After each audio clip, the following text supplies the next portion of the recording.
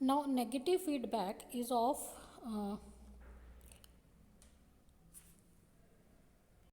two types, negative voltage feedback and negative current feedback.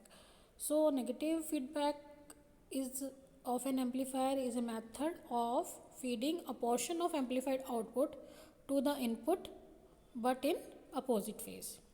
So, for opposite phase it can be 180-degree phase shift. So, input and output there can be in phase shift of 180-degree. So, that is called your negative feedback. If the output is in phase with the input, then it is called positive feedback. But now in this lecture we will discuss negative feedback, and it is of two types: negative voltage feedback and negative current feedback. In method of negative voltage feedback, the voltage feedback to the input of amplifier is proportional to the output voltage. If it is proportional to the output current, then it will be called negative current feedback. If the voltage feedback to the input of the amplifier is proportional to the output voltage, then it will be negative voltage feedback. Again, negative voltage feedback is of two types: voltage series feedback and voltage shunt feedback. Similarly, negative current feedback has two types: current series feedback and current shunt feedback. In voltage series feedback circuit, a portion of output voltage is applied in series with the input voltage through a feedback network. So, this is also called shunt driven series fed feedback, or we can say it parallel series circuit. Now, this is the circuit of voltage series feedback. In this circuit, we can say the output voltage is fed back to the input circuit. In this feedback circuit is connected in shunt with the output.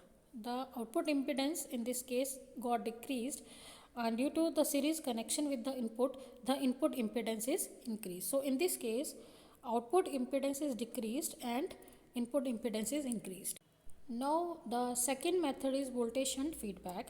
In this circuit, a portion of output voltage is applied in parallel with the input voltage through a feedback network. So, this method is also called shunt driven shunt fed feedback circuit or parallel circuit. So, this circuit is here for voltage shunt feedback. In this circuit, the output impedance and input impedance both are decreased using voltage shunt feedback. Next method is current series feedback. In this method, the feedback circuit is placed in series with the output and also with the input. So, in current series feedback circuit, a portion of output voltage is applied in series with the input voltage through a feedback network. This method is also called series driven series fed feedback or a series circuit. Now, in this method, we can say the output is connected in this circuit in this way. Now, in the feedback circuit is connected in series with the output and input both, and so the input and output impedance of both the circuits is increased. In current shunt feedback circuit, a portion of output voltage is applied in series with the input voltage through a feedback network. This is also called series driven shunt feedback network or series parallel circuit. The feedback circuit is placed in series with the output but in parallel with the input.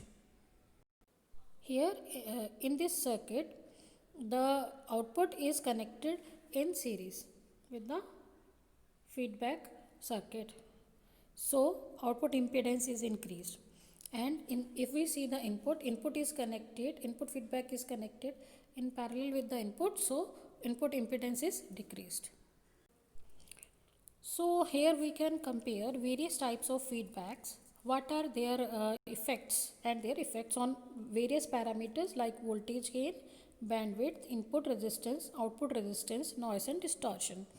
So, first we will discuss about voltage series circuit, voltage series type of feedback. In this feedback, voltage gain decreases but the bandwidth increases, and as well as input resistance increases and output resistance decreases. distortion or noise in voltage series feedback is less or decreases. So this is what about voltage series feedback. The second method is voltage shunt feedback. In this method, the voltage gain decreases, bandwidth increases.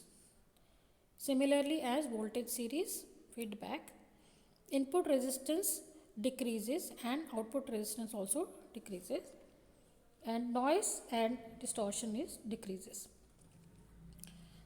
The next type of feedback is current series. In this method, voltage gain decreases and bandwidth increases, input resistance increases and output resistance also increases. Noise and distortion decreases. So in current shunt feedback, voltage gain decreases, bandwidth increases, and input resistance decreases, output resistance increases. Noise and distortion decreases. It is very important slide, so you have to learn all this